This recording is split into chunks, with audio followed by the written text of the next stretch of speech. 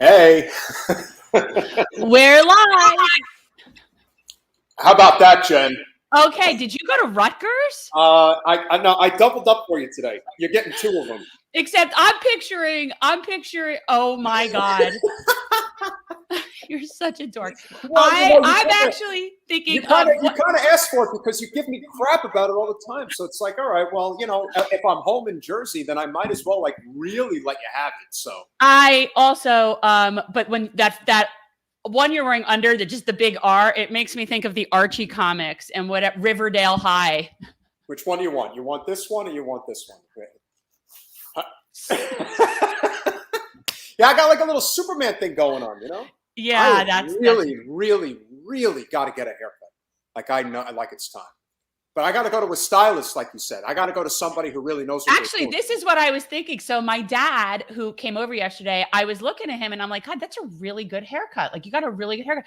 He goes to a barber on Sterling Road near where they live, in Hollywood, near where they live. And he loves this. The guy gives him a great haircut. So, I was just thinking. I said, Peter needs a place. Oh, I definitely do. I mean, I need to be able to go to a place where my hair, again, it's the weirdest thing. It's always been like the one physical feature of mine that I've always been hung up on is my hair. Oh, for God's sake. And probably the reason why is because I've got this really bad cowlick in the back of my head. You know what? You know what? Just be happy you have hair. That's true. You know what? You're always trying to find the silver lining, and I appreciate that. So. Oh, we forgot. You're right. Normally we go, hello. Hello. We're out of sorts. And I'm like, my office is now half packed. I honestly don't know what we're going to, I don't know. It's going to be very interesting to see. You guys will be noticing dwindling, and then I'll just be sitting on a tree stump, like the Giving Tree with nothing left around me. Mallory, you're talking smack this early in the morning? My goodness. So we have an interesting show. Wait, because we were supposed to have Andrew on Thursday, and then it got postponed to yesterday. And then, as everybody I'm sure realized, it didn't happen yesterday either. And so basically Thursday's show is what we're doing today. So you know what? We'll have to make sure that things are still somewhat current before we go through the news. But no, 100%. And we can either go through it now, or if you want to wait till Kim comes on, we could do it with her. I mean, it's up to you what you think would be. I don't really care. But what we should do is go ahead and we do have a bootlicker. And this is a surprise, guys, because I don't even know who it is. This is something. You're the one who told me who it was. Oh, I did. All right, well, now I gave you a couple of options. So okay, no. Okay, so guys, if anybody is not paying attention, very important election. Please hit the like button and subscribe and share. Oh, sorry, you can't handle it. He's got to be like the commando from there. Have to be. Okay, so we had India Walton on the show. She is the candidate for mayor in Buffalo. Okay, all right. And the establishment and the powers that be in Buffalo just cannot wrap their heads around. They cannot handle it. They cannot handle this woman being mayor. They just can't. And honestly, it's a trifecta. Is it that she's a woman? Is it that she's black? Is it that she's a socialist? I don't know. But whatever the reason is, they just are in a tizzy. India Walton is everything that we're hoping for, in the sense that she's even more brutally honest than even Nina Turner is. Yeah, no, India is zero. She's got 0 F's to give. Zero. Yeah. But so this is Jay Jacobs. He's the chair for the New York Democratic Party. Yep. And apparently it's all the same in every state, Florida people. You know what I mean? Because so this man actually now he was not comparing, and this is where it got all out of control. Okay, so we have to call it like it is. So he was not comparing India Walton to David Duke. That is not what he was doing. No. Okay, he was not. What he was saying, and again, I have no love for this douche, but what he was saying was that if the party goes in a direction that is what they find kind of threatening, that they can take a stand and go against what the party wants. Well, they'll guess that. Right. The fact that this guy finds India Walton as threatening as somebody like David Duke, or find her supporters as threatening as his, that speaks volumes as to this guy. So our bootlicker of the week is this man. Anything else you'd like to say? Well, again, I don't know how we can compare him to Manny Diaz. I don't know if he is any different in the sense that, the adherence to what he's doing is always to the detriment of the people and always to the benefit of corporate special interests. Now, of course, in the state of Florida, I'm sure it's much worse, because in the state of New York, immediately they were like, who in the F and F do you think you are?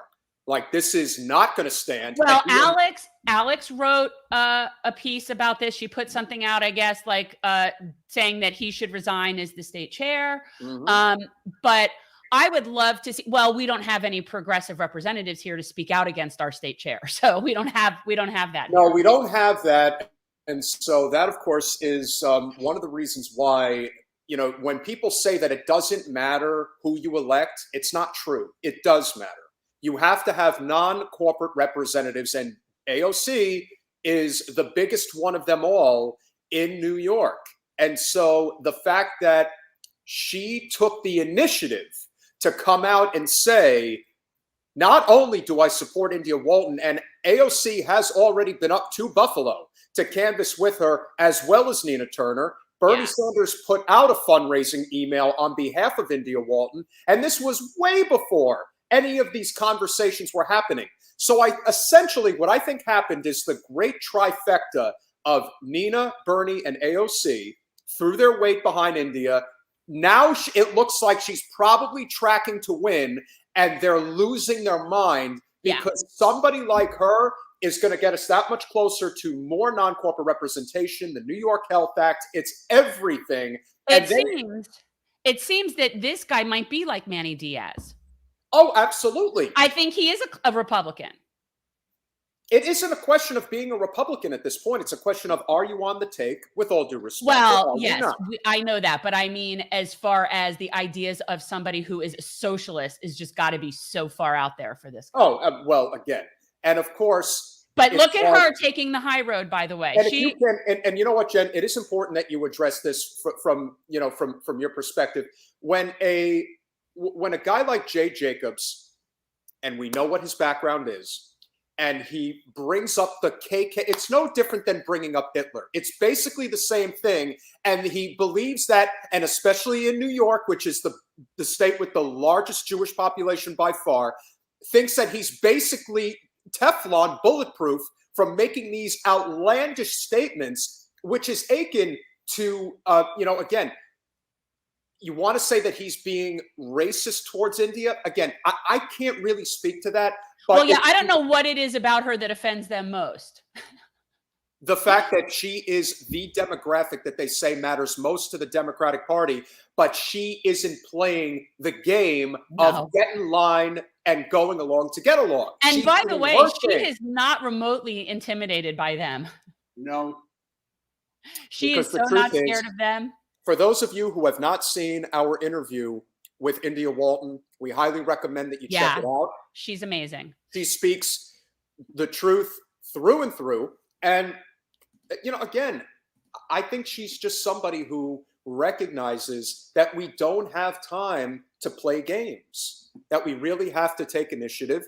And she's willing to do it. The fact that, as a lot of people suspect, I don't think it's going to happen, but there are people who think that AOC might actually primary Chuck Schumer next year. Again, at this point, stupid move. I think we're too far along. The New York primary is in June. I think if you're going to run a statewide race, I think that, as I've said before, I think that AOC is much better suited to run against Kirsten Gillibrand than she would be to run against Chuck Schumer. And so just the thought, just the prospect of running, or the fear that he's going to be primaried, Chuck Schumer, in the course of 2 days, went from, I'm not commenting on this race, to I'm endorsing India Walton. And then sure enough, Kirsten Gillibrand followed right behind and endorsed India as well. Now, listen, you can say, a lot of people have a lot of commentary about politicians. And my attitude is this. The reality is, if you're bought by corporate special interests, 9 times out of 10, you're just a coward.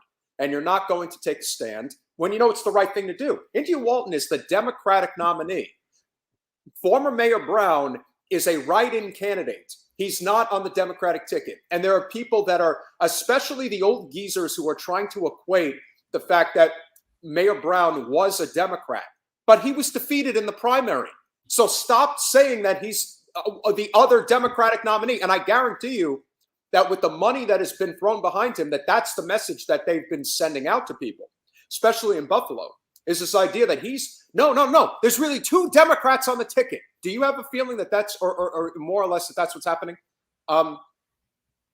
That's a big message. I know. I'm so challenged. I can't do this. Okay, this is what happens when you leave town. All right, look. I just think. I know, but I don't like the way it looks. It's just easier. All right. Okay. Then I have to tell everybody. But anyway, what is your? Just say please hit the like button and share. That's all. Please hit the like button and subscribe. Why don't you say it? You're on. You're live too. You could still be doing that job just because you're not here. For everybody who is on the live stream today, I want you to hit the like button and subscribe and share this everywhere you go. And believe I can't me, reach. It's a really great podcast today. Kim Iversen, she's totally awesome. She's incredible. Really love that lady. Subscribe, subscribe, share all that stuff. It's really great, really incredible. And all right, you want me to put it in there? Wait till Kim Iversen's on the podcast. I've been waiting in the wings for quite some time. Don't let anybody know I'm here today. Come on, man. I just want to sniff her hair. Just one time, man. Come on. All right, let's see if you like this. Let's see if you like this. That's good. There you go. What more could you ask for? So, we have news. We can just wait until afterwards. I'm going to have to vet it now and make sure it's not old news. Well, like I said, we could potentially discuss it with Kim. I don't have any problem with that. By the way, is my light okay, even though it's not really bright? It's all about you. It's all about you. It's a little, it's better than it normally is with you. At least it's fairly even. The lighting is even. All right. So I did okay. All right. You did okay. So let's talk about what happened with Andrew. So Andrew is somebody that is very, very busy. He is. Extremely. And of course, he. So anyway, we didn't have that, but we are going to have that. We have to have that because I'm almost done with the book. Andrew is going to come on. We're just going to figure out the date. We do not have any guests lined up yet for Halloween next Sunday. So we'll see if that works to his schedule. My guess is that he'll probably be trick-or-treating with his kids. Yes, we already had this conversation. I think that's not, But you never know. So we'll see what ultimately happens there. But he was on Bill Maher the other night, and I think he does a great job. He's a great pitch man for what he's trying to do, and like he said, the primary focus of the Forward Party movement is ranked choice voting and open primaries. He is a very strategic, analytical person. He is looking at this from not an emotional perspective, but from a rational perspective. And that is something we desperately need in our political conversations these days. And that's one of the reasons why I think Kim Iversen is supporting his venture to start a third party. Because as I've said before, with no disrespect to the People's Party or to the Green Party, I don't even count the Green Party anymore, or even the Libertarian Party, you need credibility. Credibility is so immensely important. And if you have that, you could really take it to the next level. I mean, to me, that's really what it's about. That's why I said the Green Party was going to regret not having Jesse Ventura as their candidate during the general election that just passed. And that's not to say that Jesse was going to win a state or would have had that much of an impact. But do I think that Jesse, the body Ventura, could have gotten in that election cycle with all the craziness going on? Do I think Jesse Ventura could have secured 5% of the vote? I do. Oh, for sure. I do. I do too. Think he would have, if he had a platform, they never would have allowed him on the debate stage. I really want to talk to him because do we know for sure that that conversation happened where they flat out turned him down? You know what? Or is that just rumor? This is no different than when people talk about what happened on January 6th, what people think they know about what goes on in legislative sessions, why Kristen Sinema is doing what she's doing or Joe Manchin's doing what he's doing. We are the general public. And even the people that Jen and I know on the inside, they only know so much. You are the idiot public who knows what you're allowed to know. So that's the thing. So I don't know if that really happened or if that's some sort of urban legend that we created in our minds. No. Also, I want to make sure you did send the link to Kim, right? I did. Okay. Because I'm just making sure. Well, she may be fashionably late, and That's she is fine. getting up early. And yeah, Kim is Pacific time. And the other thing is she, ironically, is having a brunch with Andrew Yang today. Yeah. Well, we don't want to say where it's going to be. So, let's not give that a... No, I don't know where it is. I'm just saying all roads are intersecting. Mario, I want to tell you, you're coming on the podcast today. It's really great. I really appreciate it. And Jen, she is such a wonderful person. She's fighting for the environment. We don't need no drilling in California. We got to talk about that with Kim because she's from California. They're drilling out off the Pacific coastline. My house on the Pacific Palisades. I have to see the drilling markers out in the water. It's terrible. I can't take it anymore. So yeah, Josh Peters in New Jersey. I mean, come on. Is this not the giveaway? I swear to God, I'm thinking of Riverdale High and you're like Jughead. All right, Kim will be here in a minute, so let's. I said, let the lady be fashionably late, and the fact that she is getting up this early to come and join us, because again, it isn't. It's funny. We'll talk about that with Kim. The one thing that a lot of people in, like, you could say the left circles or just like the independent media circuit, when I hear them say, "Oh, why won't you debate me? Why won't you come on the show?"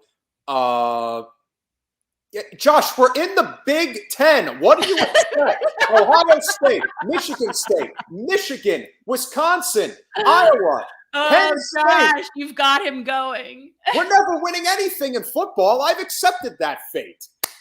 If we had... Oh, for God's sake. Could you do me a favor? Can you text me the link? Text you the link? The live stream link? I can't text it. I could email it. Okay. Yeah, that's fine. You can do that. All right. Yeah, you do that.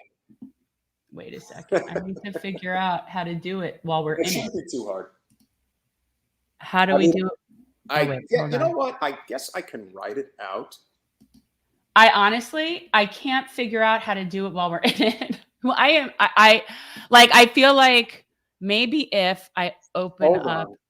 Hold on. I think I can do this. Oh, wait, here, I could do it. Give me the email. No, I think I got this. All right, here. Are you sure? All right, because I figured it out.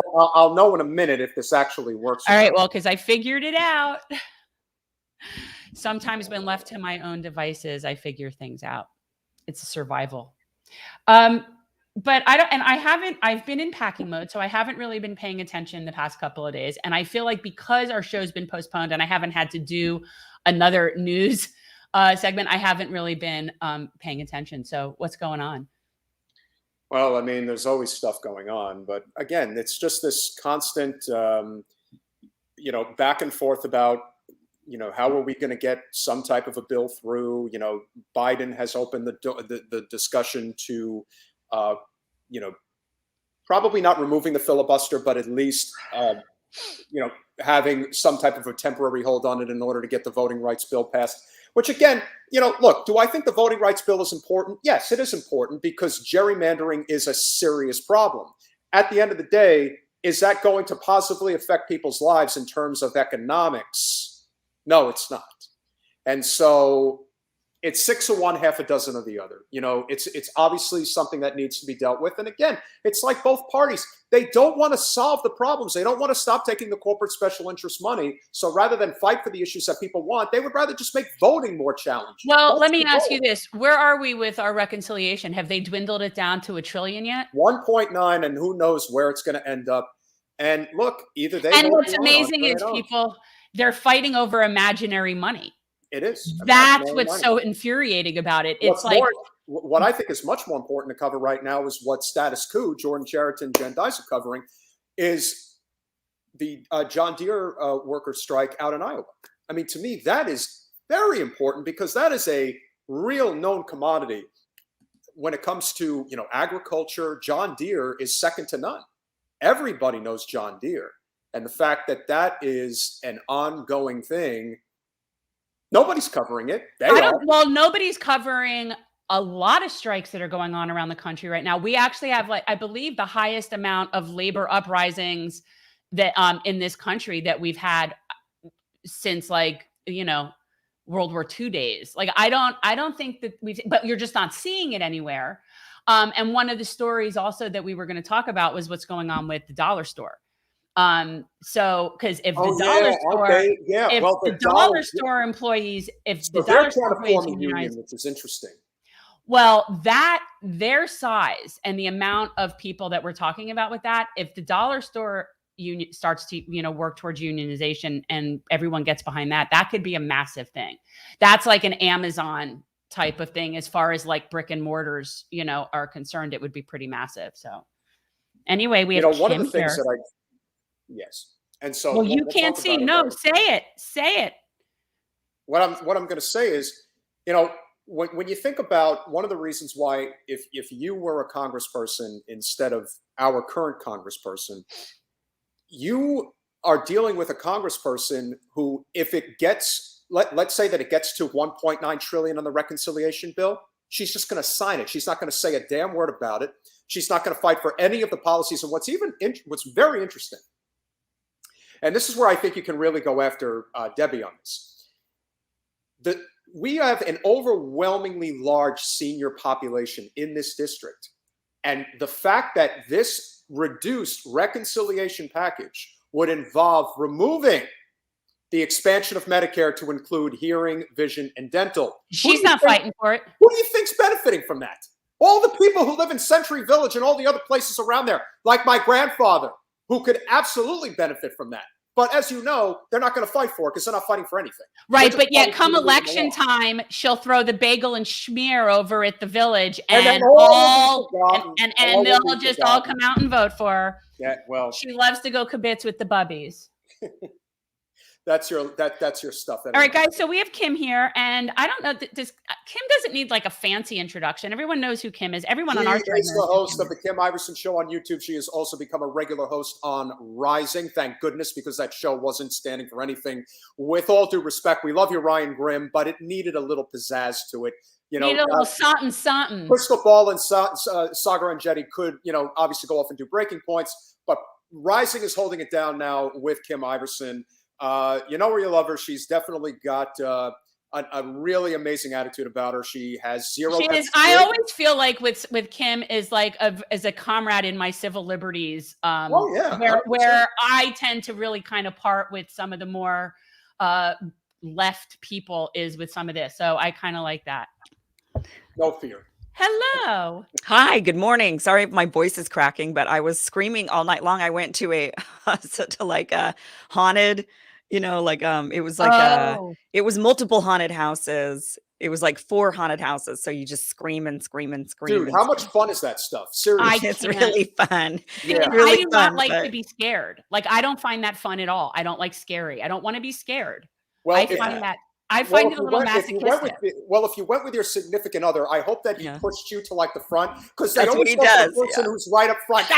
Yeah, that's what he does. He makes me go first because he's been to all of this stuff many, many, many times. And since we've been together, he's been the one dragging me to like all of this stuff. And he goes every single year, except last year we weren't able to go to anything, obviously, because everything was shut down. But so yeah, he definitely puts me in the front, and he just like laughs at me. I just go and he just laughs and laughs. If you're ever on the East Coast, there is a place in Philadelphia. It's the Eastern State Penitentiary. It's the place where Al Capone was held. Oh, wow, yeah. They convert this place, I kid you not, into the most amazing, haunted, penitentiary you've ever seen. Really? Oh, gosh. It's insane. Well, we'll see. If we have to move out there. Oh, it's long. Well, if we have to move out there, then that might be the one thing that entices that like sweetens the pot for him, because he's like, I don't know if I want to move over there to the East Coast. But if with Rising, there's a possibility that I need to be in DC, and that's in discussion right now. And so if I have to move out there, then I can at least say to him, but there's this penitentiary where with the haunted house.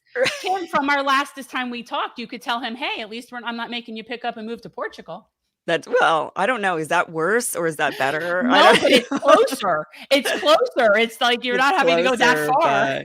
I think I'd prefer Portugal. Oh, I would definitely prefer Portugal. We are obviously on borrowed time this morning, so let's get right into it. Sorry, I'm late. Not at all. You were fashionably. It's so early. I'm so appreciative that you can get up. Based on LA time, you're actually very early because it's not that early. When I was doing Rising full time, I had to wake up at 3 a.m. to do that show. So that's why I no longer do it full time. We had to back me down because I was burning out pretty hard. So now I wake up for that show. Early. Yeah, I still wake up at 5 for it, but that's better than 3. Yeah, that's the middle of the night to me. Right. Yeah. So we know you want to start with what you want to start doing, Peter. I think you have a plan. Yes, I always have a plan. You're muted. A man without a plan. Okay, something happened. So I got to be happy. Okay, fair enough. And so obviously, Andrew Yang has really caused a stir as of late in a good way. I believe that as soon as he came out and announced the Forward Party, what I always pay attention to, as I'm sure you do, is how does corporate media handle it? And if immediately corporate media decides that, we have to smear the hell out of this person, that means that what they're doing is the right thing. And so the fact that his focus is, look, we're not going to have an established party for a while, but if we focus on ranked choice voting and open primaries, I think we can get a lot of people interested in this whole concept. The only thing that I think will prevent this from really taking off like a rocket ship is whether or not he's willing to abstain from taking corporate special interest money. But aside from that, I just think that the whole concept of forming a third party really rests on the idea of credibility. With all due respect to the people in the Movement for the People's Party and the Libertarian Party, whatever, I think that Andrew has a lot of credibility. And I think the fact that you're already seeing not just yourself, but you've got Mark Cuban, probably somebody like a Joe Rogan or a Dave Chappelle might jump on board. I think the whole concept of the influencers is how this is going to grow. What are your thoughts on the party overall and the sustainability of it really turning into something big? Yeah, I think he's on the right track for sure. I'm a big, so about a year and a half ago, I'm supposed to write a book at some point, but I don't know when I'm going to find the time. I don't know how people write books. I'm like, do they have somebody actually write the book for them? And Andrew Audiology narrated his own too. Yeah, I just don't know. I guess I'll find. I don't know how all these people have the time maybe I'm just lazy. That's probably it, But I'm supposed to write a book. So I was this was like a year and a half, 2 years ago. The idea I had for the book I was going to write was starting a third party, because obviously people are feeling very fed up with the two sides, right? Why I stopped writing the book very specifically was the more research I did on starting a third party, the more I realized it's impossible to do. And I became more and more discouraged I just became more discouraged, and I didn't want to write a book laying it all out and then in the end saying you can't do it. There's no possible way. It's just the system is set up in a way that it's rigged for the two parties, and they just will not bend, because why would they? Why would they make rules and laws and change procedure to disarm themselves? They're not going to do that. So I gave up on that. But the thing that the idea that I sort of, right before I gave up, the idea that I came to was, I think the only way to do it is if you can infiltrate both sides. So you'd have to stay on the party tickets. You'd have to remain Democrat. You'd have to remain Republican. But you could create, and what I was calling it at the time was like the new bull moose, right? Was what it's kind of. I'm big on the bull moose party. My favorite president. His favorite. Yeah, me too. And I don't like his war stuff, but at the time, it was a different era. They didn't have the military-industrial complex back then like we do now. I mean, it was a different time, a bit of a different time frame. So, although they were still pretty imperialistic, right? They loved to go around and conquer. A lot of natives would probably not be so thrilled with that. With him. Yeah, right. I mean, yeah, it's totally. So But besides that stuff, he was definitely my favorite as well. So I wanted to start this like new bull moose. And I thought, well, what you could do is maybe you could certify candidates on both sides who are this new bull moose. And then they would get in there and they would ultimately infiltrate by gathering together from both sides of the aisle and making these changes that are necessary that would allow us finally to actually take our democracy back, like handing it back to the people, but they'd have to work together on both sides. But then I thought, there are challenges to that. The establishment wings of both sides will crush those candidates, right? They will work very hard to get rid of those people. So there's still a lot of issues with it, but I ultimately gave up on it. Andrew Yang, when he came out and he mentioned he was leaving the Democratic Party and he says, I've got this forward party idea. I didn't know I thought, okay, it's going to be like UBI, right? It's going to have like his ideas baked into it. And it's going to be another third party like the People's Party or whatever people come up with that ultimately is not a good idea in my mind. And when I read his platform, though, and it was just really hyper focused on changing the voting, ranked choice voting and open primaries, and really that's the main focus. There's other things on it. And I actually think he should ditch pretty much everything else in it. I think he should hyper focus on this one thing. And I'm meeting with him actually in like an hour. So I'll tell him, hey, man, I think you should ditch everything else because it's not important and it's divisive. And the thing you've got to do is get people on both sides of the aisle on board with this one thing, right? Get everybody on board with this one idea. And, his focus is on this voting thing. And I just thought, this is it. This is the only way. I mean, look, I am really, I really want Medicare for all. I really want to get money out of politics. I really want to, change. There's a lot of things I want to make change on, but we can't even get to the table right now. We can't even get to the table. They have rigged the system so fiercely that there is no way to get our candidates, the ones that we want, real people who actually do want to represent the average person, don't even have a shot, because of the way our first past the post voting system is. That they can just, and with having closed primaries, you end up with these radical candidates, and then they're the ones that are funded by the big money interests, and they could just outcompete, and then we end up with these hyper radical or hyper bought off candidates. And there's got to be. Now I don't know, and I don't think I don't think that this is like the end all be all ranked choice voting and open primaries. I don't think that solves it, but I think it's the absolute necessary first step. I would love to. For me, the biggest issue is money in politics. I was going to say his democracy dollars plan would also go well with this in terms of, and again, I believe in publicly financed elections. So, right. So I look at democracy dollars as this sort of like stopgap situation, kind of like how I see term limits. It's like based on the current system we have, this might be the best way to sort of address these issues. And I think that would be great too, because that idea of people being completely powerless is a big issue. It's just not popular on both sides of the aisle. That's the problem with it. So I agree with you on democracy dollars. I do think that elections should be publicly financed. But for some reason, there is still that mentality on the more conservative side of the aisle where people just don't want tax dollars to go to anything. So we kind of have to balance that a little bit. I would say I would start with ranked choice voting and open primaries.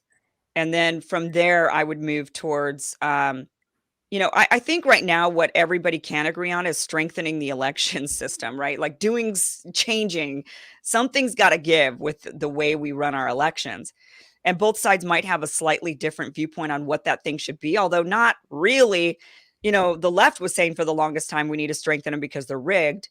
And then the right now is saying we need to strengthen them because they're rigged. And then the left says, shut up, but then now I see headline after headline of them saying, no, by the way, but if Trump wins in 2024, it's rigged. And it's like, oh, okay. So well, they just do it when it suits. Both sides do.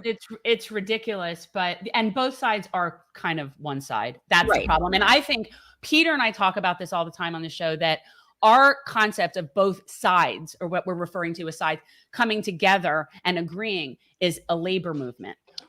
When you have working people coming together. And I think that, I don't know what Andrew's intentions are really with this, but when you're talking about universalizing issues, labor is what's universalizing Right. for both sides of the aisle. And so I don't know how to incorporate that, but that's how I see there being any success with a third party. Right. I would agree. Labor and small businesses. And that's the backbone of our economy. And that is what we should be focused on if we want to have a really strong society, a strong economy, a strong middle class. We've got to support the workers and the small businesses. Yeah, corporations have been good in a lot of ways, providing a lot of jobs across, there's big companies that have been able to provide a lot of work and innovation, but there needs to be that balance, and right now we just are living in the United Corporate States of America, or I don't know who coined that, but there's Jordan. Yeah. No, he's not the one he's absolutely not the one who coined that. He's just the one who's using United Corporations of America. Yes, I forgot who. It's an older person. My dad can tell you who was the person that actually coined that term, but it's an older gentleman who's been using it for quite a while. So, but there's this, we live in that society where it's just all about corporate, and not even corporate America, corporate global. Right. It doesn't matter if it's an American company or not. Yeah. So, well, I always say that, when people get this very nationalistic sort of xenophobic thing going on, and I'm thinking, what do I care if my oligarchs are Chinese, Russian, or American? Doesn't matter to me. I mean, they don't really see it that way. It's sort of like, that's the real dividing line. It's a power thing. The countries are just sort of let them play Stratego. Yeah. I don't, it doesn't matter to me if oligarchs that are Russian or Chinese own my Congress. Doesn't matter. I think that's a great transition to it. Obviously the numerous topics we can cover, but there is a lot of nihilism on the political left. There is this desire to basically cast people aside if they do not agree with them 100%. Yeah. Obviously, you have been exceptionally vocal about vaccine mandates. We are vaccinated. I think that people have to have the right to choose. I am also against mandates. Yeah, you're I to the point now where mandates. you're becoming a completely totalitarian society, and people just don't understand that once you start giving up your rights, they do not stop. And you don't get them back, people. You don't get them back, right? And so when I see this whole idea of, it's like with Andrew, this whole idea, well, Andrew's not 100% progressive, so we can't have him on our side, or he did this or that. And the left, I'm talking about the really hardcore grassroots left. And we agree on most policies, but they have a very difficult time coming to terms with the fact that coalition building is the only way we are going to get ourselves out of this problem. Yeah. And there are going to be people like in the labor movement that politically are not going to agree with you on everything. In fact, a lot of them may be Trump supporters. Right. So they cannot wrap their heads around being on the same team as that. Right. What? Can you put the banner back up? Oh, okay. Which one? Subscribe, I guess. Okay, but I have the other thing up. All right. Everyone.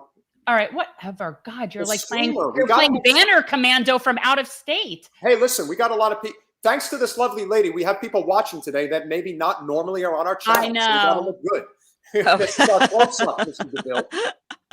But I think it's important to talk about, let's say people do disagree with you on something.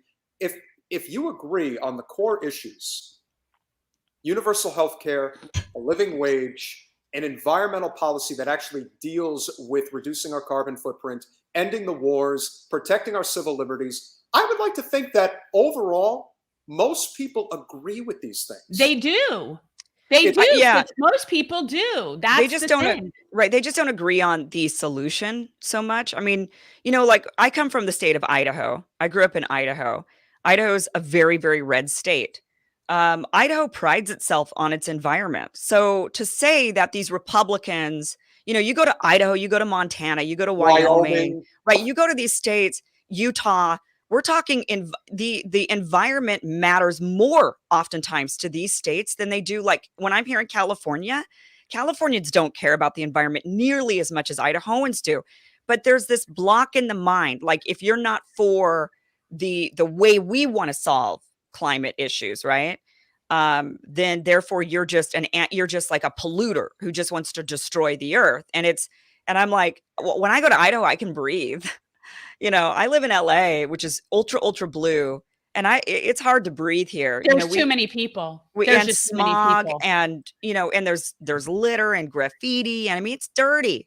And I go to Idaho, and they've got, and they have signs, like you walk through the airport when you're landing, and they'll say like Idaho committed to being carbon free or something by, and then they have like a time, like a date.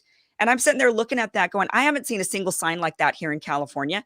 Why is it that isn't publicized, that Idaho has made a commitment to being carbon free, reducing their carbon footprint, or the terms of carbon free, my brain's not working right now, by whatever date? Like, why is it that red state that's made that commitment? Why is it that in Florida, Ron DeSantis, who, is like the demonized person on the left, from the right, why isn't it the fact that he started right when he became governor of Florida, like a climate action committee? He like the Everglades. Yeah, he created a climate committee to like study the water and to see how the rates of it's rising and stuff like that. So this concept of, if you're a right winger, you just hate the environment, and if you're on the left, then then you're the one who likes it and embraces it. And it's not accurate at all.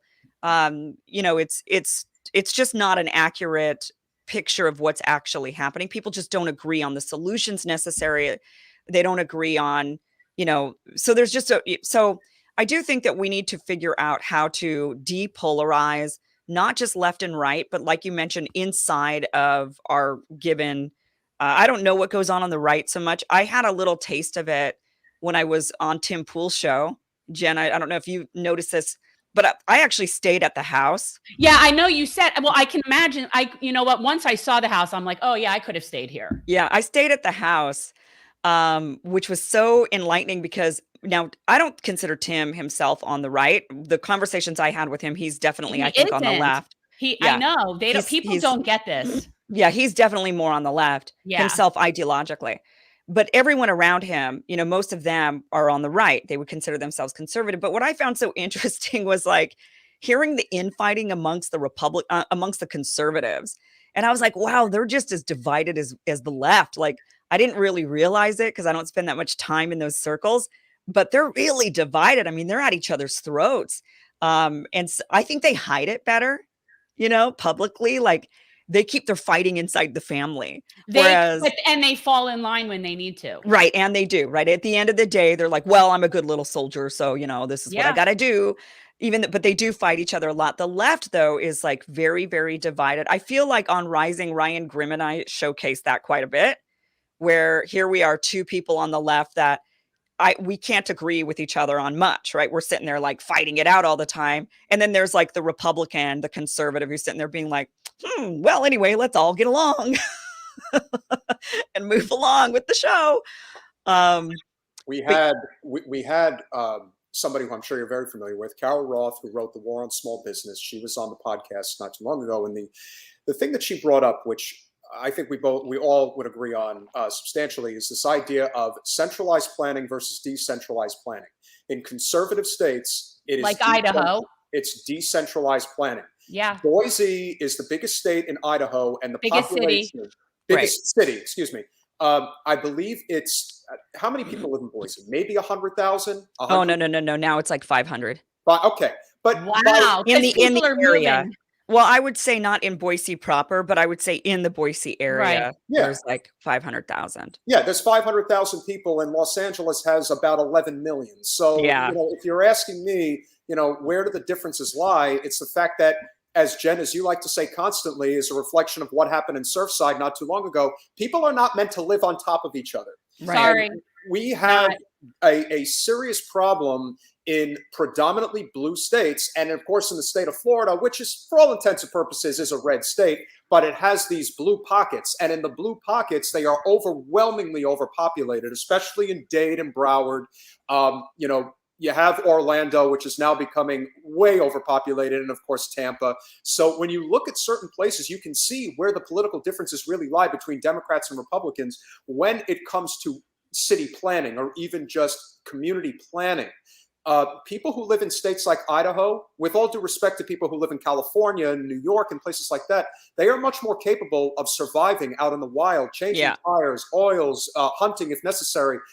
People who are liberals who live in big cities, they are typically, with all due respect, very dependent on others to live their life. I could just tell you like an anecdotal story between me and my fiance and I. He grew up here in he's a California guy. He's born and raised in this city. I'm a rugged Idaho girl, you know, and it's just the other day, our toilet just like in the middle of the night, something happened and it just overflowed. And there I was like putting on my rubber boots and my rubber gloves. And I was like, I got to get in there and fix this. You know, I'm like getting literally, I was like buckets of sewage water, carrying it to the other bathroom to pull it, you know, to try to get rid of all this sewage that was all over the floor. And he's like frantically, like, he's like, I'm going to make some phone calls, right? Like he's got to call the plumber. Right. So his solution is I'll make some phone calls and get somebody over here. And I'm like, I'm getting down and dirty in the sewage, you know, because when the real sort of apocalypse comes, and I don't know how far off that is, but to me, that's when we've just exhausted all resources and power starts to become really hard to come by in terms of like our generating what we need to exist. Yeah.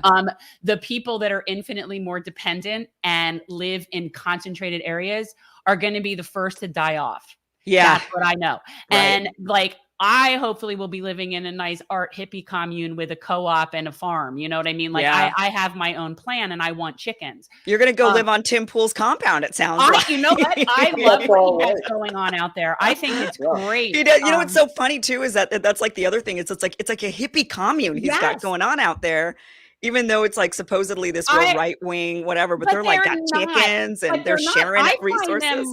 I find them more like almost hyper radical left, like they are, like they are where if it's not a line, it's a circle. They're kind of where it meets in the back. Like they're so far to the left that people think they're right. Well, and they are right. I mean, they're on the right, like ideologically, a lot of the, how it appears in our modern day politics. Yes, but how it is in the grand scheme of philosophical politics, they are much more left than they are right. And this is why I like to say all the time that non-corporate progressives and libertarians have a lot more in common than they don't. Yeah. And the more we have this conversation, the more I think we're going to be able to bridge this divide. I was having this conversation last night in regards to probably the two most noted libertarian Republicans in the U.S. Senate, Rand Paul and Mike Lee. You may not agree with them on too much politically, but these are two U.S. senators in the GOP that you can count on every single time are going to vote against the next war. Mm-hmm. And that is something that you have to take into consideration. Yes. You must. Yeah. They are going to protect your civil liberties. And Rand Paul doesn't take corporate money. Rand Paul is one of two U.S. senators. I think we all know who the other one is. Yeah. The senator from Vermont. Hopefully we'll get a few more. There are only two senators in the U.S. Senate who corporate lobbyists do not meet with: Bernie Sanders and Rand Paul. That's it. And you know, it's like amazing how they're both demonized as like these outsiders who, you know, and nobody ever seems to agree with them when they take a stand on something. And every time they take a stand on something, it's always for the benefit of the people. You notice this? Like they're the loudest voices for the people. Right. I don't always agree with Rand Paul, clearly. Right. But his motives in his mind are fighting for the people. The people, He is not answering to special interests and corporate lobbyists. So I appreciate that about him. And I do want to touch on this one important topic because, again, like I said, I believe in science. We all do. We're vaccinated. But there is, when it comes to corporate media's control in terms of the narrative, and frankly, most of this, as far as I'm concerned, it all has to do with corporate interests. It has to do with big pharma and their ability to control everything that gets put out there, regardless of whether you agree with it or not. They have put Dr. Fauci on a pedestal like this guy is a patron saint already. And it is clear that he is very duplistic in the things that he says. Yeah. There are constant recordings of it. And it really stemmed from the fact that Rand Paul was willing to question him. Now, granted, I think I do not agree with Rand in the sense that he just threw caution to the wind. And I do think people need to be, vaccinated, especially those who work in certain industries. But at the same time, you have a guy who is saying that they didn't do gain of function research and things like that. And you have it on recordings. He says one thing and then he says another thing. How do we deal with trying to show people that, look, you don't have to agree with everything, but you have to recognize what's in front of you, that you're being told one thing and they're doing something completely different. And it's always to the detriment of working class people like us, so that we keep fighting each other instead of recognizing who our freaking enemies are. Yeah, I mean, it's a tough one. I mean, if I knew the answer. But you are being projected as anti-vax. I mean, yeah. I mean, and it's like just that label alone, I find really irritating, because I was one of the more recent people to get vaccinated, and I wasn't anti-vax. I've been vaccinated for other things. Like I call myself a person of reason and science, and I've had COVID, so it just seemed stupid. And I still think it is, but my husband got James Taylor Jackson Brown tickets, and it was a requirement. And so girls got to do what a girl's got to do. Yeah, but that sucks. That it should be based on your own, you make a medical decision for your health, not because you want to go somewhere or travel or work or I'll call it my moment of whoredom, but yet I was willing to do that. But why are people getting this impression when all you're doing is giving factual information? Yeah, it's interesting because I've never had a backpedal on anything I've said. When I started off with Rising, as you know, back in August, August, I think the first week of August, I was the only one on there saying the vaccine doesn't stop the spread. And, other people were on there saying, no, if you get vaccinated, you will not get COVID. You will not go to the hospital. You will not, you won't be spreading it. And I would say the science does not back that statement up. And the statement is showing us from other countries that when you get vaccinated, you still very well can. And through time, what have we learned? Well, now we know, now then the CDC comes out and says, okay, well, it turns out that, you can still carry it and you can still spread it. So you got to wear a mask. And, they've now, I've never been forced to change or modify my statements. Through time, even on the show, my co-hosts have had to say, okay, well, maybe you can spread it, but, and then, so they've had to modify their statements. I've never had to modify my statements because I've based it all on facts. And even though it's emotionally not maybe what people want to hear, I know everybody wants this pandemic to be over. I get it, right? Everybody wanted 2 weeks to stop the spread, which it wasn't even that, right? It was supposed to be 2 weeks to flatten the curve. And then somehow it turned into 2 weeks to stop the spread. And then it was like, we're going to crush the virus and get rid of it. And I was like, impossible, guys. And then it was everybody wear a mask and it'll go away. And if everybody would just adhere to the masks, if everybody would just close their businesses down, your life, what is it? Your life or your business? Give it up. Give up your business, you dummy. And then it's give up your job, give up your family. You can't see your family. Give up your holidays. Give up dying with your family by your side. You get to die alone. Isn't that great? But you're saving other people's lives.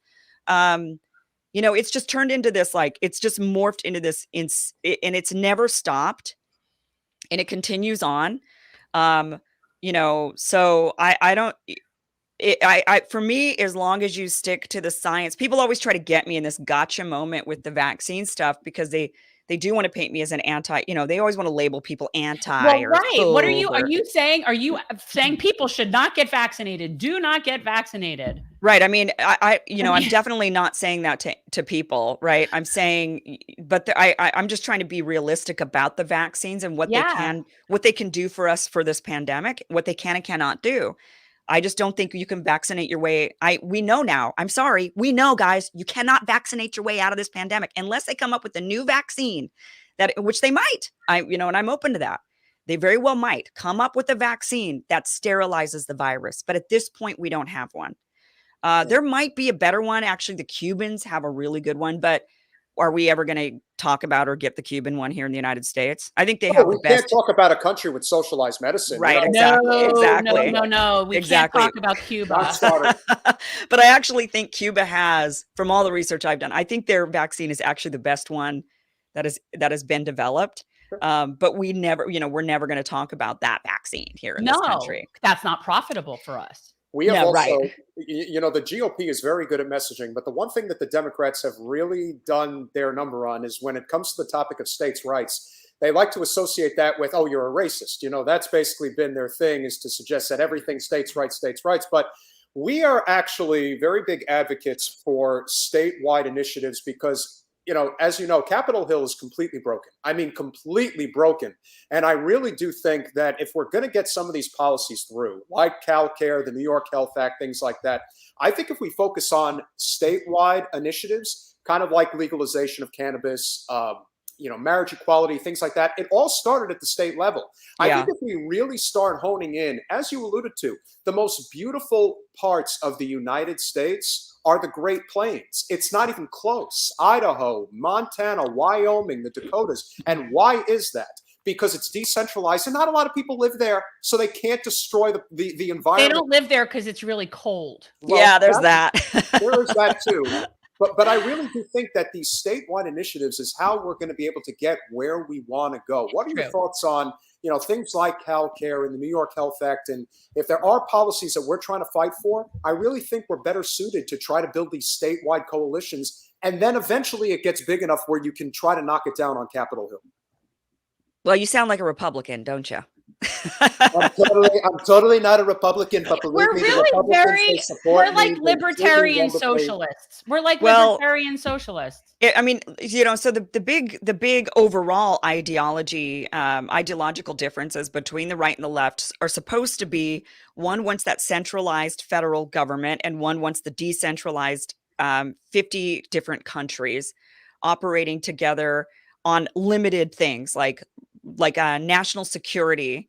So, a real conservative viewpoint, minus all this other stuff that people kind of throw in there and try to label as conservative or liberal or whatever, because that's all muddy.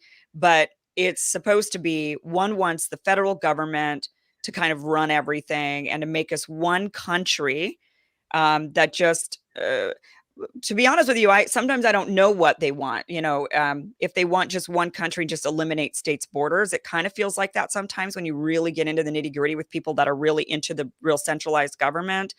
And then there's obviously the conservative viewpoint, which is to have 50 individual countries that operate together in a federation that share just share ports, really, imports, exports, and national security more than anything, and interstate travel, free travel interstate. So, it's interesting because you've got one side that's really fighting for that to retain that. And I think once Trump became president, it almost exposed to those who really wanted that federal centralized government it exposed them to the feeling of, maybe I don't want that after all, right? Like, maybe I want my own state to run on its own. Like, you had Washington, Oregon, California, and Hawaii being like, we're just going to break away. We're gonna we don't want to be a part of that federal stuff.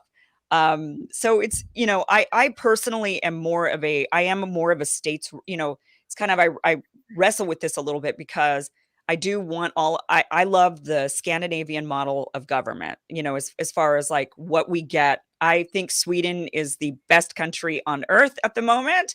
I believe that during the pandemic, the way they dealt with the pandemic, saying individual, you need individual choice. We're a democracy. We do not believe in, in telling people what to do. And they were heavily criticized. They're doing really well. They did have an issue with their nursing homes, like everyone else who had large nursing homes around the world.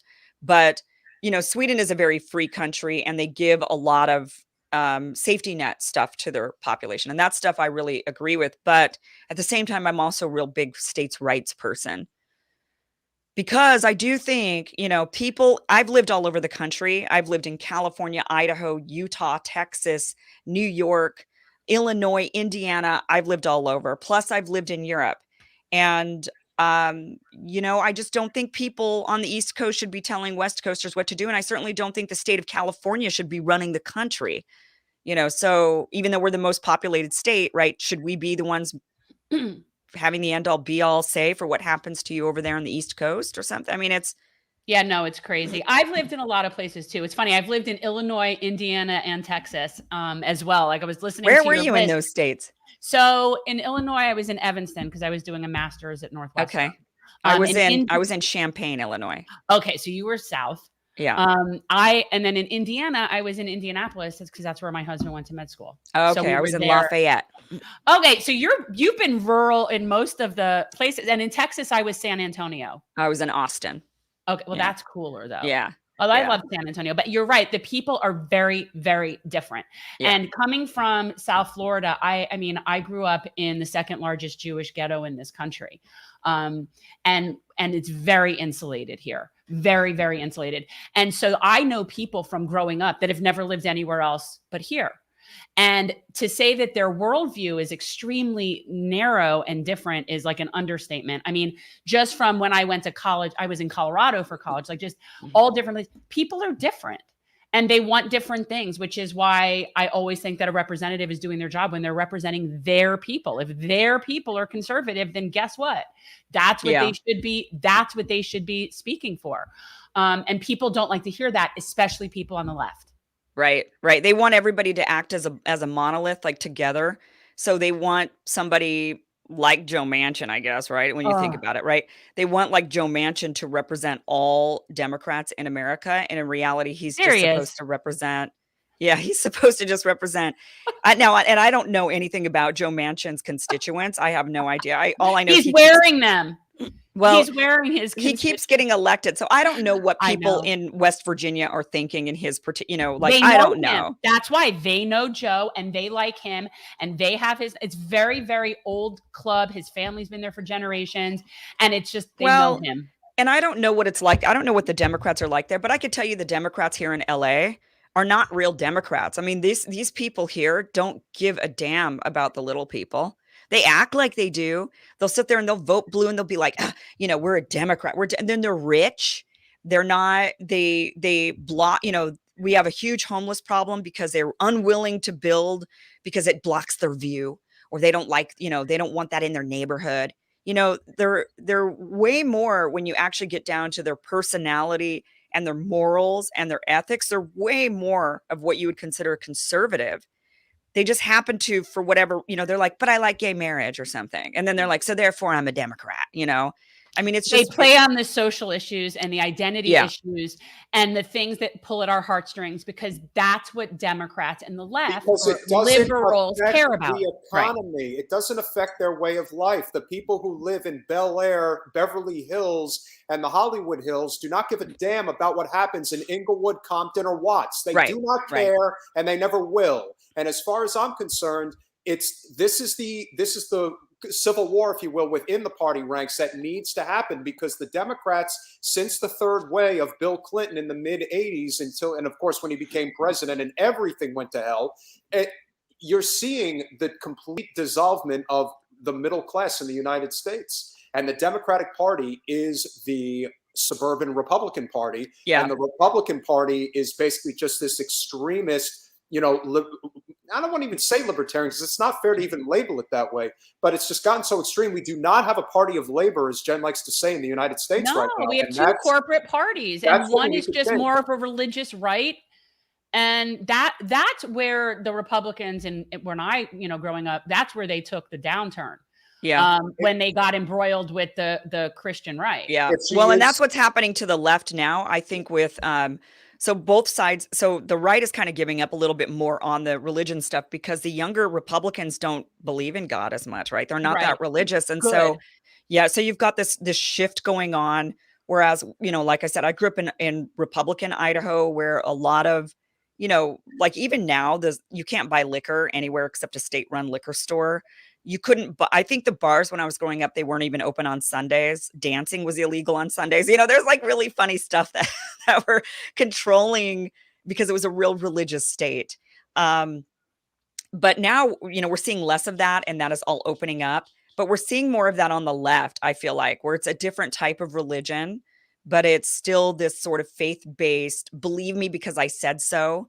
You know, and they'll say like, it's science. And then it's like, okay, but you know, it's like this new, I would say it's a very, very similar attitude that has infiltrated the left, this ethics, morality, religion, that you must agree with them no matter what, even when the evidence points otherwise, or even when there is no evidence of it. And it's that, and it's, you know, you have to do it because I said so, you know, mentality that I think now is, and I think that's actually what is destroying the left more, and the right is becoming more cohesive because they're rejecting more of that. Yeah. It's cult-like. I find the left is very cult-like, and it's very, the minute you sort of step out of line, we've had that down here locally. You know, when you were talking about red states and the environment, that's something that's very true here. I made a Republican friend because they believe in preservation of the Everglades and restoration of it. So, you know, but we've been criticized for having relations with the other team. Right. Yeah. Yeah, I mean, it's really right. Yeah, that's a big one. That's a real big one where people are just like, how dare you like that person, or who you go on, what show you go on, or who you have on, or who you retweet, or who you this.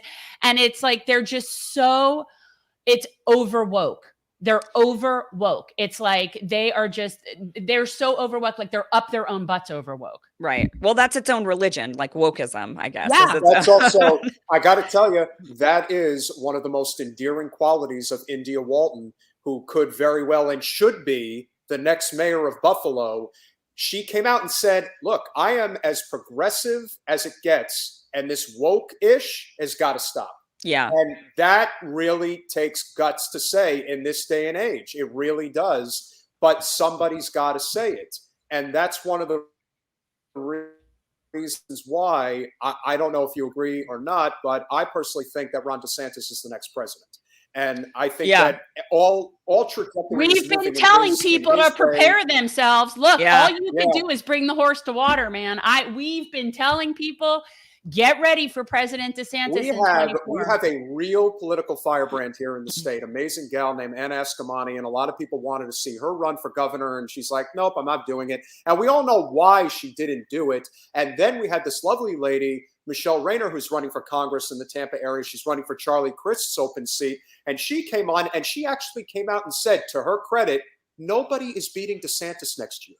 So when when somebody within the ranks is going to say, yeah, your state party sucks and you don't know what you're doing, that should be a wake-up call. And so I would love to hear your thoughts, as we wind down the conversation on, obviously, because we all see what the Biden administration is doing right now to dwindle this reconciliation bill. And if they tank this thing, like it looks like it's going to be tanked, and this is it's already under $2 trillion. So if I were your representative, I wouldn't be voting for it at this point. I don't want to hear nothing about cinema. I don't want to hear nothing about Manchin. You are the goddamn president of the United States. Use your freaking position and use the bully pulpit and tell them, get your ass in line, or I'm gonna rally my troops. They don't want to. He doesn't want to. Right. That was never the plan. This is what's happening is actually the plan.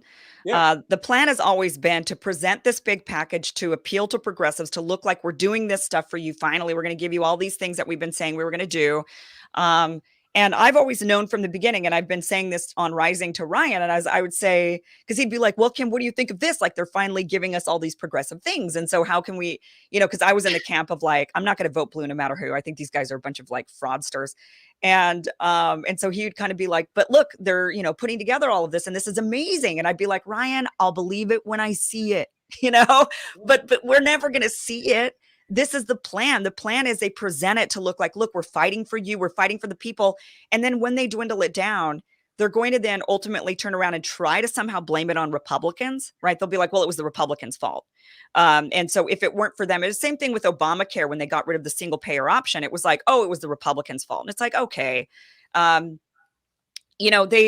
they do this, and this is the plan. They never intended to pass a $3.5 trillion reconciliation package. Never. That was never the plan. It's like professional wrestling, and they just pick the bad guys, and they pick the ones that are willing to sort of fall on the sword. But if Joe Biden wanted to have the 3 point whatever trillion it was originally. It was supposed to be 6 as far as I know. I mean, like, I think Bernie wanted it to be much higher. Right. Yeah. But so if Joe Biden really wanted the 3.2 trillion or whatever it was, he'd have it. He'd have it. He didn't want it. You're right. People don't understand that. Like, it's not that complicated to see when you really look at the moving pieces. Not only that, but when they asked Sinema and Manchin, why are you opposed? They couldn't even give an answer. Well, we know why. We know why. The reason why was because they were the ones tasked with opposing it so that it wouldn't go through. I'm telling you, this was they're safe. Either one, because Sinema doesn't care about being reelected, which is what I think. I think she just doesn't care. And Manchin just is going to keep getting reelected. I just think also that there's I mean, look, I don't know if this is considered conspiracy theory or something. I don't know, but you're already conspiracy theorists to begin with. So that's right. Go with it. I just think that there's backroom discussions that go on inside of the Democratic leadership, and they just sit down and they say, you two, there's probably like Pelosi and Schumer sitting there going to Manchin and Sinema, and then also to Gottheimer, and his crew of 9 or however many he's got now in the House. And sitting them down and saying, okay, here's how this is going to go down. We're going to make sure you get a lot of money for your reelection campaigns coming out of the DCCC. You'll get all that money, but we need to appeal to the American people, make them, we can't really let this pass, but we need to at least, make it look like it. And then we just need you to oppose it. Well, why are we opposed? Who cares why? Just oppose it, right? Because then they can have this infighting that allows them to continue dwindling. I mean, it's like, give me a break. Democrats control everything right now. Why is there this dwindling down of anything? It doesn't. And that's especially a reconciliation package that doesn't need a majority vote it doesn't need any Republicans at all. And yet this is how, but we have to somehow keep dwindling it down. It doesn't make any actual sense. Maybe on the infrastructure bill, you could have had that argument because you have to have a majority vote on that. A super majority, but not in reconciliation. Not in reconciliation.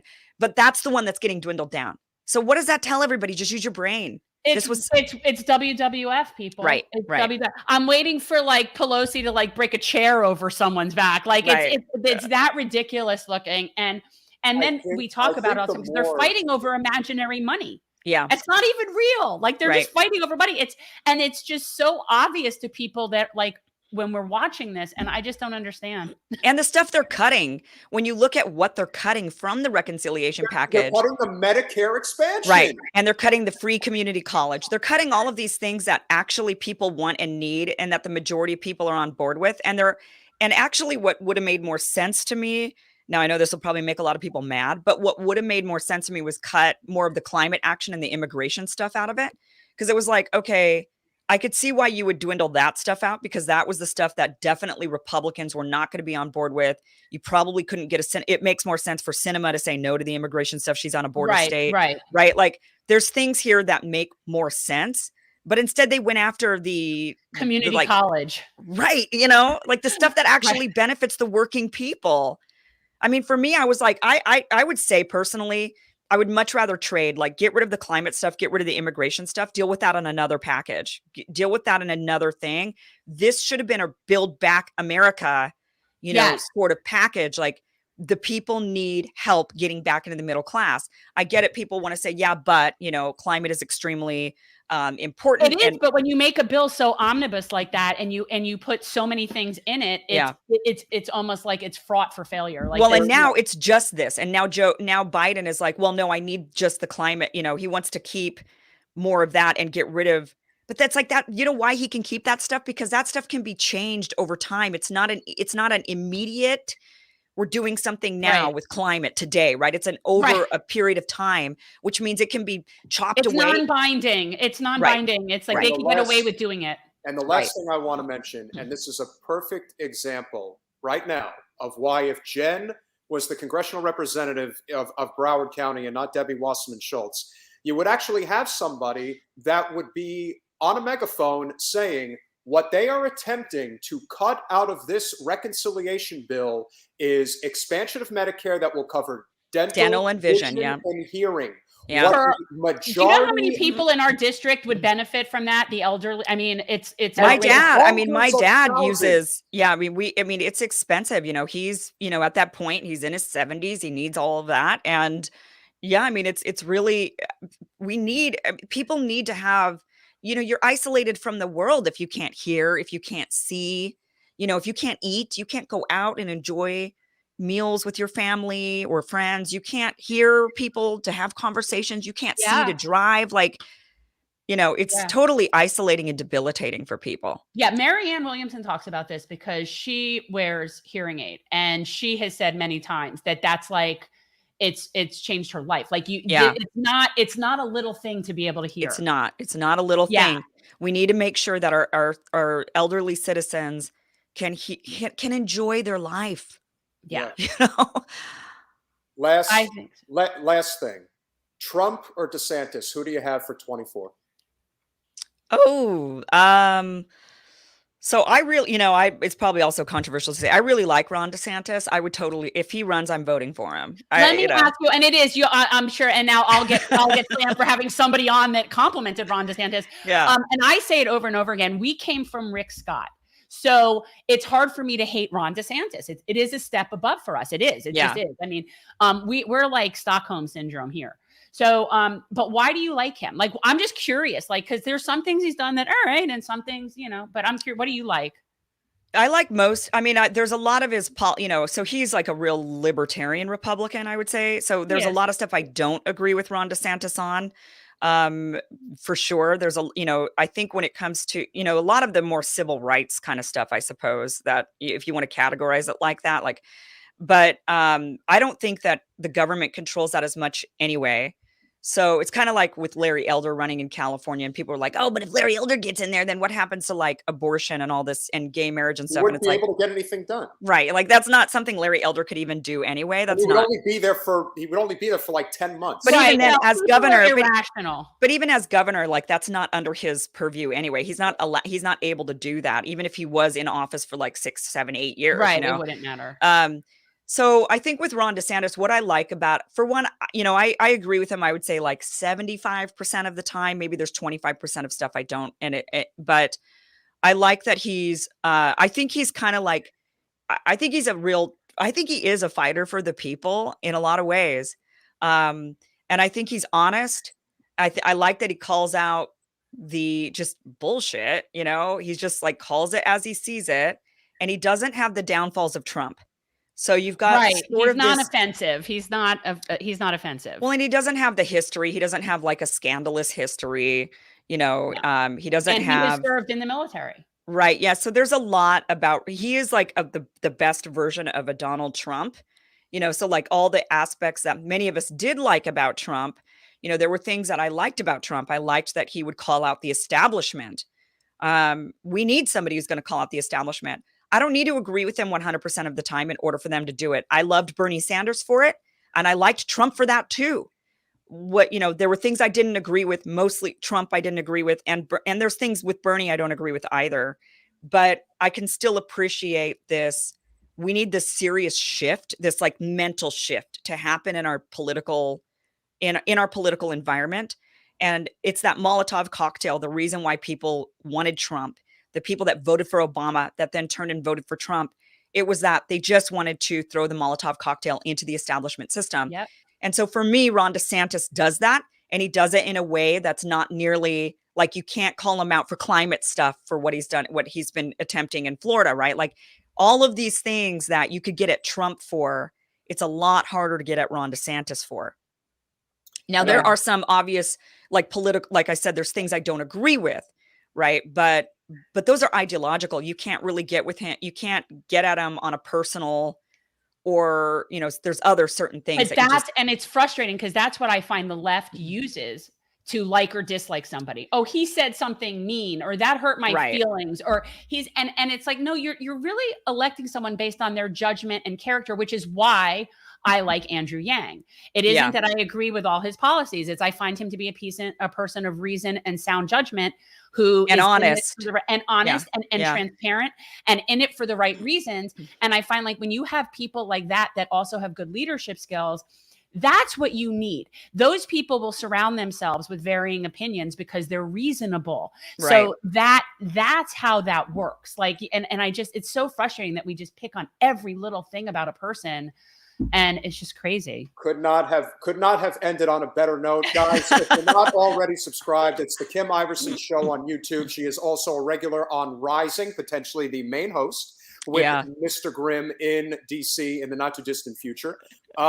Kim, we hope you'll come back again. Conversation. Of course. Have a really nice brunch with Andrew. Tell him we say hi. He is now bailed on us twice. Has he? Tell him yes, because he's like. Can you believe he decided that Bill Maher was more important than us?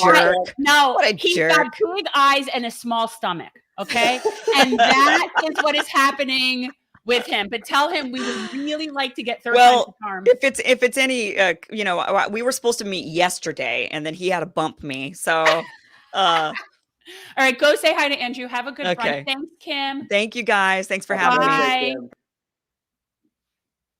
Great conversation. Oh, I love her. She's great. Yeah, and people just cannot grasp that she says things like, I like this about Trump, or I don't think Tim Pool's a right way. But she's really very smart, guys. I assure you. She's extremely bright, and she knows what she's talking about. But she hasn't had to retract anything she has said on COVID. No, and she's got, and listen, you know what? She's, as I've always said, she's very easy on the eyes. So that opens up a lot of doors with people who probably normally don't care as much about politics, but they're going to at least listen, engage for a few minutes, and they may hear something and they'll say, well, you know what? That actually does make sense. I'm glad that she said it.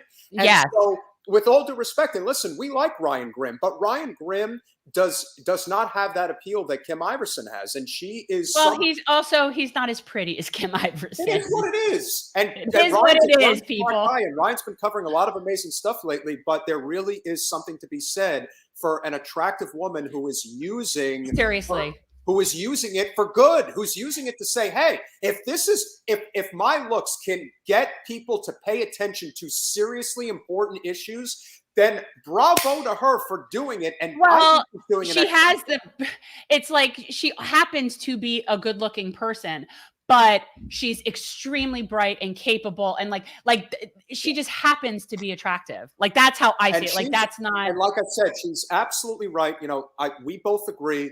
There is no way that Joe Biden is going to be able to run a nationwide campaign he can't do it. So the question, the Dems have nobody, people. They have nobody. So if they're going to step aside, and if they are going to try to, it only comes down to one variable with the Democratic Party: is anybody going to challenge Kamala in a primary? That's what it's going to come down to. Now, the last time this happened, ladies and gentlemen, you have to go back to 2000. Bill Bradley was absolutely viable against Al Gore. Al Gore ultimately ended up winning the nomination, and I personally believe that Bill Bradley would have beaten George Bush because he had much more of a personality. But when you're the vice president, they put all the weight behind you, and the Democratic Party, we all know they're going to do it. It's just a question of, is anybody going to step up? No, really they're too scared, and they'll be squashed like a bug in a rug. And on the GOP side, now you flip it in the other direction. The only person who could possibly, knock off Trump in a primary would be Ron DeSantis. Now, the question is that what it's going to be? Is it going to be those two? And if it is, it'll be one hell of a primary fight. And I ultimately think DeSantis will pull it out for this reason, because I do think that he appeals a lot to the MAGA voter, but he also appeals to the steady hand of the comfortable suburbanite. And I don't think that somebody like DeSantis is going to gin up the type of hysteria that somebody like Donald Trump would do if he ran again. My opinion, but we'll ultimately see how it plays out. So as our final topic of the day, news and amuse, and Jen, you've been wanting. It has the old date on it, which is so sad. You start with Joe Manchin, because I'm really pleased with this graphic. It entertains me.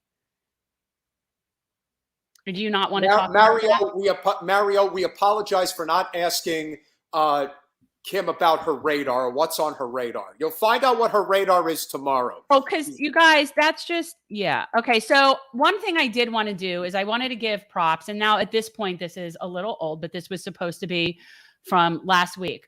But the Biden administration basically has ordered a study that will could impose a 20-year ban on mining in Minnesota. This is copper mining, and it's in the area of Minnesota called the Boundary Waters. And if people are not familiar with the Boundary Waters, it's basically like thousands of lakes and waters that separate Minnesota from Canada. It's literally on the boundary of that. And it's extremely pristine, and it's a very special, ecosystem. And the Obama administration tried to kill the project when it launched, citing potential threat to the Boundary Waters from acid mine drainage from the underground mine. But the Trump administration, of course, canceled that and postponed that and reinstated the project for the mining rights. So Biden administration has now once again taken that back. So that's at least something in the right direction. Twin Metals is the name of the company. They said that they're going to, of course, do it to prevent any acid drainage and protect the wilderness from pollution. I beg to differ. But anyway, so that was my way to go for the week. And I will give props to Biden when it is due. So, yeah, the only problem is that you stop one problem, you open up another one somewhere else. I mean, no drilling, no mining. We don't need it. There's a lot of different things that we could be doing. Somehow I lost my thing. I somehow lost my thing. That's too bad. But again. So what we were going to talk about, the things that were on there that I thought were important really were the Dollar General workers talking about unionizing. That's huge, guys. So pay attention to that if that starts popping up and be supportive. Again, everyone lives near a Dollar General if they're picketing. And guys, if you're not paying attention to what Status Coup, Jordan Chariton, Jen Dice are covering right now, daily, they are covering the John Deere worker strike in Iowa. We highly recommend that you follow everything that's going on because that is immensely important. It really is. And the future of the only way we're going to save ourselves is through a labor movement. That's it.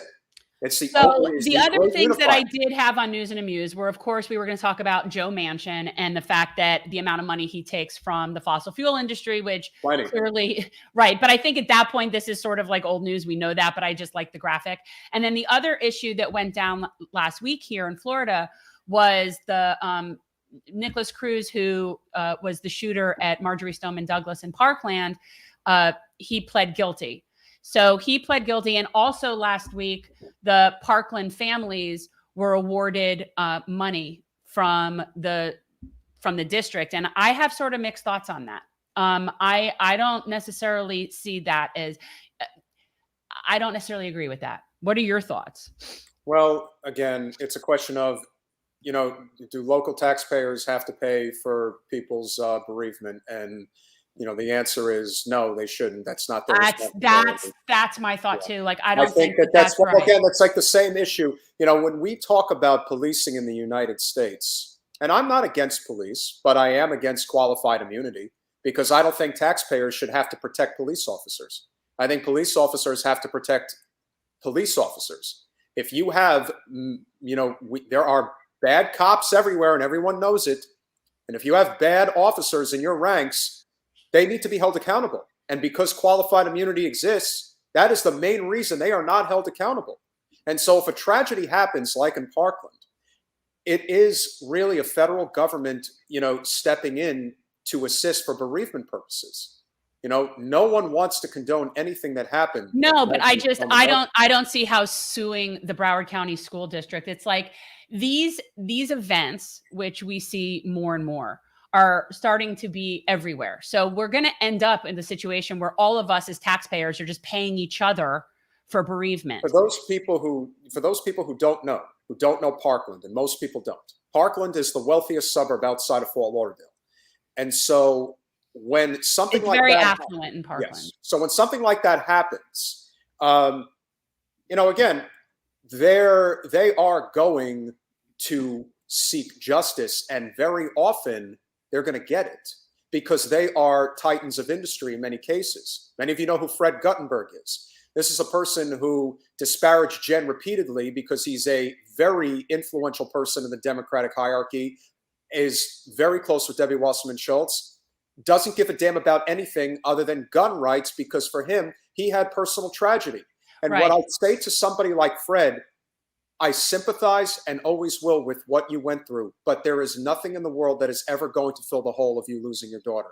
So you can continue to conduct yourself the way that you do, But that hole that you're trying to fill with all that rage and anger towards other people, you're never going to fill it. Well, and I just don't see how the financial thing, it's just, yeah, it doesn't compute to me that you losing somebody in a horrific, horrible, tragic occurrence, then you get criminal, I mean, has been at this point criminal accountability. There is someone who just pled guilty and is going to most likely get the death penalty.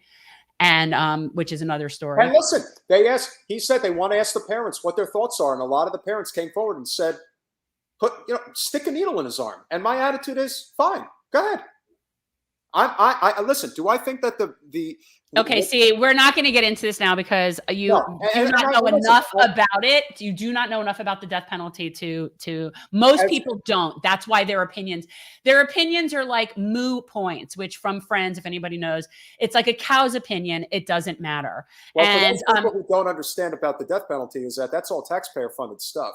And somebody costs more to kill people. It does. So if you're talking about Nicholas Cruz being somebody who, if you told me that he will be getting the injection in 30 days, okay, that's one thing, but he could be there for 30 years. See, and still it's not okay with me in 30 days. See, I'm vehemently opposed to death penalty, always have been, always will be. It is not the means in a civilized society by which to further a civilized society. Since when would you classify the United States of being a civilized society? I wouldn't. And that's one of the things, because the only other developed nation that has the death penalty is South Africa. So that's the company that we're in with that. So I wouldn't consider us a civilized nation. But we digress. Yes. What do we have coming up? You have a conversation that you are really looking forward to on Wednesday, which is going to be with Sam from we have Sam. We have Sam from Reset Races coming on, and we're going to talk about the John Brown leftists. And that's a whole other thing. And it's a very interesting, I don't know if you've been following that at all, but it's really cool. The John Brown leftists, John Brown was a white abolitionist. Yes. And and the John Brown leftists are basically a gun club. It's a gun. It's their left-wing gun owners that support abolition, basically. Like it's kind of really cool, actually. Not that I'm not a gun owner and it's not my thing, but I like the idea that there's people like that out there. Well, I'm not a gun owner, but I do support people's right to bear arms. And I do believe that, certain restrictions need to be, done, because we have a lot of problems in this country. And I still think that one of the biggest ones that doesn't get addressed enough is mental health. And that is one of the things that we are fighting for. And frankly, one of the things that the reconciliation bill is supposed to be fighting for. But we all know it'll get cut, because mental health is better suited to be dealt with big pharma than with actual sustainable solutions. And so the fight continues. And that's also that's a big part of the problem with the policing. Right. Something that I did the other day was for the co-chair for the Criminal Justice Committee for the League of Women Voters here, and we did a panel the other day.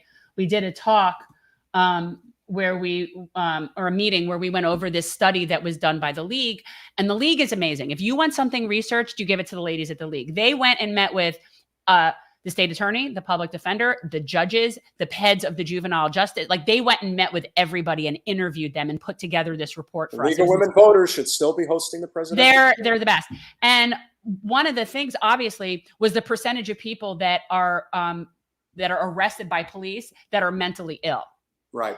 Meaning that a police person was not necessary in that scenario. Correct. That was an unnecessary use of police. That really isn't their job description.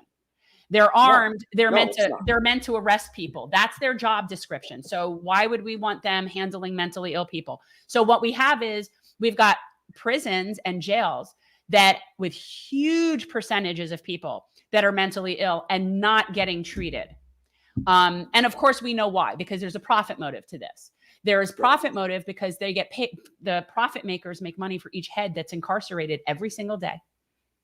And so these people are not, if they were to treat them and help them, then they wouldn't be able to profit off of them. As you say, healthcare, education, corrections should never be elements of society that should not have a for-profit motive amongst the general public. If that is something that you have a problem with, I don't know what to tell you, but our current society, Florida is, again, it's not the standard by which we should measure society. It's just not.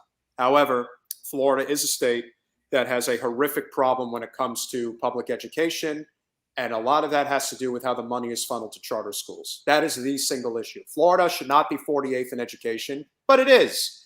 And that, of course, has a lot to do with the sheer corruption that goes on. And really, it's got to be the absolute worst, because I would think that that number, you have to look at that number 48th in correlation to the amount of wealth of the state. Correct. So if you're a state like Mississippi or West Virginia, if you're and you're 48th, 49 and 50th, you're talking about two states that combined probably don't have a third of the GDP that the state of Florida has. So that's the real number. You have to look at that number in proportion to the money that's going into the state, because that's the amount of corruption that there is. That should be like the corruption barometer. If money that a state has, and their level on any of these sort of rankings, that's your barometer of corruption. I agree. So there's so obviously what do we have? Sam from Reset Race. We might be able to get in an interview with Andrew at some point. I think at this point we need to just do it whenever he can do it. And we are going to have Scott Santens, who's going to be coming back to talk about his very important article about the merging. As we say, we're all about coalition building here. Scott Santens is about merging the Yang Gang UBI movement with the MMT, federal jobs guarantee movement. So that's going to be a great conversation coming up. We have Rania Kalik, who is coming back on the show. Talk about somebody who's going to give us the real 411 of what goes on in the Middle East and what is still going on. No idea what's going on. And we need to talk about Beirut, because that's current as well. So that'll be the follow, not next Sunday, but 2 Sundays from now. And then, of course, we're going to be having a very special Veterans Day panel that will include Oliver Stone and Danny Surgeon. We are hoping to have one more special guest. Not going to say who it is, but we are working on it. And hopefully, knock on wood, we will have it. Rania does, Rob. And I was going to answer, who's LANC? That's a friend. He calls you Pedro. Why does he call you Pedro? How does he know that's your Twitter handle? Oh, I don't know, because I refer to myself as vote for Pedro, because that's that is the handle. I'm just going to scan through. And yes, Sonny is Pedro's grandfather. Yes. So for any of the questions, Mandy Sadowski, if she's still here, listen. We absolutely agree that when it comes to vaccine mandates, are there certain industries where people should be vaccinated? For example, if you're dealing, like with COVID healthcare, nursing homes. That is completely different than saying that somebody who wants to, go into a store has to present their ID. No. That ain't happening. And that's not something that anybody should stand for. So we're absolutely with you on that, Mandy. You guys were great today. Lots of conversations. Really appreciate it. Obviously, Kim had a lot to do with that, but of course, we are grateful for all of you coming on. I have packing to do though, and I have there's a pumpy bagel waiting for me with some Nova. Ooh, pumpernickel. Did you scoop out? I love my pumpy bagel. Of course, you wouldn't do that. You would not do something so treacherous as remove the guts from the bagel, right? No, and that's. Let me tell you something. My parents do that. My parents scoop. I do that. Yeah. You know what? To hell with all of you. What's the point of having a bagel? The point of the bagel is that the dough has been boiled at the perfect thing with the right amount of salt, and it gets the texture. That's the chew of the bagel. Like, there's no point to then just go peel crust off of something. Like, what is the point? And of course, there is no question, Simon Rodriguez, that yes, the Clintons turned the Dems into Republicans. That is absolutely correct. Roger Meadows, we love you, brother. We appreciate your generous support to the program as always. That always means a lot. Declan, you were with your conversations a little bit more tame today than last time. I don't know why he wasn't getting the same responses as that certainly is true. Rotating villain indeed. Jay Bourne, glad to have you. You were obviously awesome. T4Y podcast. Appreciate you, brother. We do not support Trump, but if you do, that's your prerogative. We don't discern if that's where I don't hate. The truth is that the reasons that people hate people are based on it if they offend them. Yes, that is stuff that never comes into play for me. So It just doesn't. He's disgusting. He's always been disgusting. He was disgusting in the 80s. He's disgusting now. He's just gross. You can hate Trump all you want. Don't hate somebody who ends up voting for him. That's it. Again, right. It's like this is no different than what we deal with today. When we used to live in an era where if you simply were a hobo, if you were not a worker, you were criticized for not having a job. Today, people get criticized because they say their job isn't good enough. This is the type of lunacy that has to die. And so that's what we're fighting against. John Doherty, great to see you. Henry Gustav, great to see you. We agree, Henry. Fiat money. Type into the keyboard. We are a currency issuer. We are a currency issuer. Eric, of course, great to see you. Always appreciate your support. Guys, we're growing. We're building those relationships that we need to build. Kim Iversen is 100% in that coalition. We appreciate all that she does. I always like Kim. I hate when people hate on her because they just, but it's really no different than the people that hate on Tim Pool. They really don't understand. They just know whatever the persona is that they see. And also most people don't understand politics enough to know what real, like, they don't understand the ideologies enough to really make these statements. They just pick a team. This is no different than somebody like Tim Pool, who says that he voted for Trump in 2020, to somebody who's a lifelong Republican who says that he voted for Biden in 2020. Right. People can vote for who they want to vote for. This isn't, again, you can have conversations and explain to them why it makes more sense. I have tried till I'm blue in the face to explain to people why Bernie Sanders was our best option, still is our best option, and should have been our option. But doesn't it speak volumes that people like us and people like him, so she supported Bernie, she had things she liked about him, and there were things she liked about Trump, and it's like, that's okay.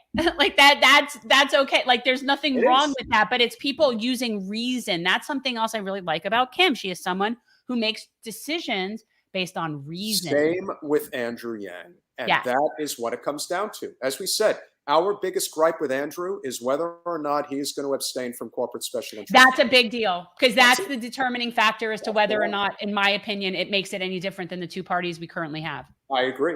And again, there is nothing wrong if you form a non-corporate PAC and somebody like Mark Cuban wants to give you money, have at it. Who gives a damn? But if you are going to get in bed with organizations... Okay, a diet donut would suck. There's nothing good about a diet donut. That sucks. That's even worse. Either you have sugar... Listen, you're better off having sugar than having aspartame. The reality is that stuff ain't real. Erythritol, all of it. It's just, again, I just limit my sugar intake very much. We know. You treat your body as a temple. I get it. Yes. Really great. Incredible. So with that said, we appreciate you guys. We'll see you on Wednesday. Enjoy the rest of your weekend. Bye, guys.